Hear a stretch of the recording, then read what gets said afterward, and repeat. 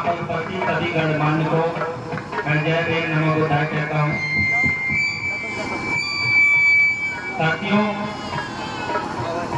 आप एक स्कूल में पढ़ रहे बच्चे के बारे में सोचिए। जब वह स्कूल में पढ़ रहा है तपती धूप कड़ाके की धूप, परंतु उसे पानी इस वजह से नहीं पीने दिया गया कि न तो पानी गंदा था न ही पानी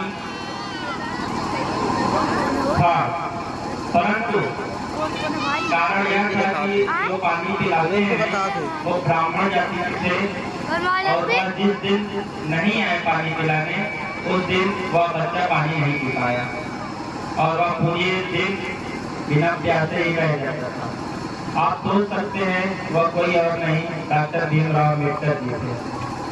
डॉक्टर भीमराव अम्बेडकर जी ने अपनी आत्मकथा में लिखा है कि ना पानी ना चपरासी, यानी जिस दिन चपरासी नहीं आता था उस दिन उनको पानी नहीं पीने को मिलता था।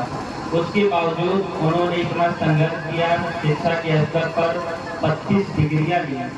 हम लोग 2-3 डिग्री में अपना जो कुछ समय रहता है उसी को खपा देते हैं, परंतु उन्होंने 32 डिग्रियां लिया। उसके पश्चात उन्होंने सोशल इकोनॉमिक इंफ्रास्ट्रक्चर, अर्थव्यवस्था, पॉलिटिकल साइंस, हर क्षेत्र में। मैं एक पॉलिटिकल साइंस का स्टूडेंट हूँ। मुझे पता है कि मैं जब किसी भी समाज के बारे में पढ़ता हूँ या पॉलिटिकल फिगर के बारे में पढ़ता हूँ तो वहाँ डॉक्टर भीमराव अम्बेडकर का नाम लिए बिना आप आगे नहीं बढ़ सकते। आप चाहे समाज के शास्त्र के बारे में हो, इकोनॉमिक्स के बारे में हो, साथ ही आप जितने भी पॉलिटिकल फिगर उनके बारे में, हर जगह बाबा साहेब को पढ़ना उचित है। उसके बिना आप अधूरा है, क्योंकि सोशल जस्टिस जो पुरोधा थे उन्होंने समानता, न्याय, बंधुता और एकता को पिरोने का कार्य किया है।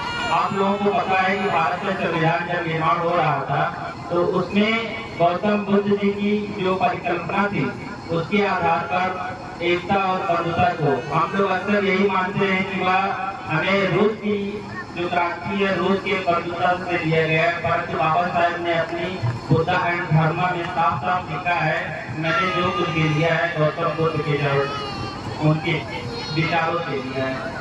वो ऐसे महामानव, ऐसे दूरदर्शी थे, उन्होंने ही सबको अधिकार दिलाया। 1927 में बाबा साहेब ने ही महान सत्याग्रह आंदोलन किया। उसके पश्चात जाके गांधी यात्रा हुई जो गांधी जी ने किया था। आप सोचिए, जो इतने बड़े व्यापक स्तर पर नमक का सत्याग्रह आंदोलन किया गया वह गांधी यात्रा के पहले महान सत्याग्रह हो चुका था।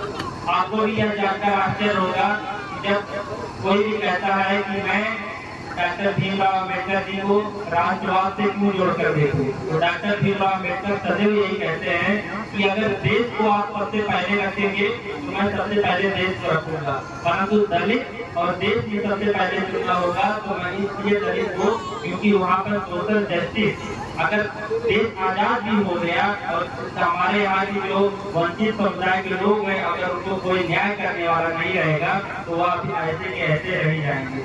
इसीलिए उन्होंने अपने जितने समाज के लोग हैं सोशल जस्टिस के नाम पे उनको हमेशा पुरोधा मानते रहे। साथियों, मैं आपसे यही कहना चाहूँगा कि शिक्षा के स्तर पर कोलंबिया यूनिवर्सिटी हो, यूनेस्को के धरोहर में उनको शामिल किया गया।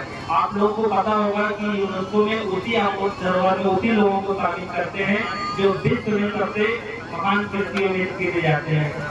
विश्व में लगभग 152 देशों में उनकी जयंती मनाई जाती है।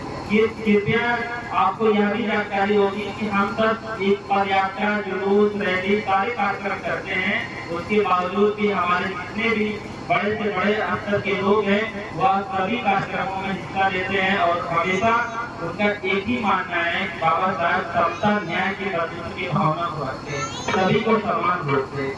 महिलाएं, बच्चे और यहाँ तक मजदूर, जिन्होंने मजदूर के बारे में सोचा, आपको सोच के जानकर भी आश्चर्य होगा कि आप इतनी कड़ाके की धूप में कार्य करते हैं, वह मजदूर लेबर एक्ट नहीं लाते तो आपको 12 घंटे कार्य करना पड़ता, परंतु आज 8 घंटे का कार्य सीमित कर दिया गया है।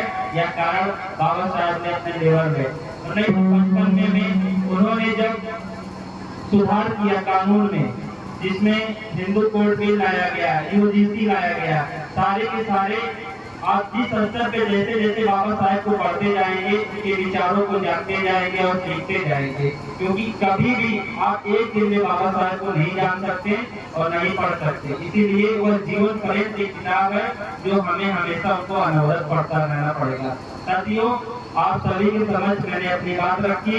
मैं बड़ा गांव से पंकज कुमार यहाँ पर उपस्थित हूँ। मैं आप सभी को बहुत बहुत साधुवाद अर्पित करता हूँ। आपने बोलने का यहाँ अवसर दिया, बहुत बहुत धन्यवाद।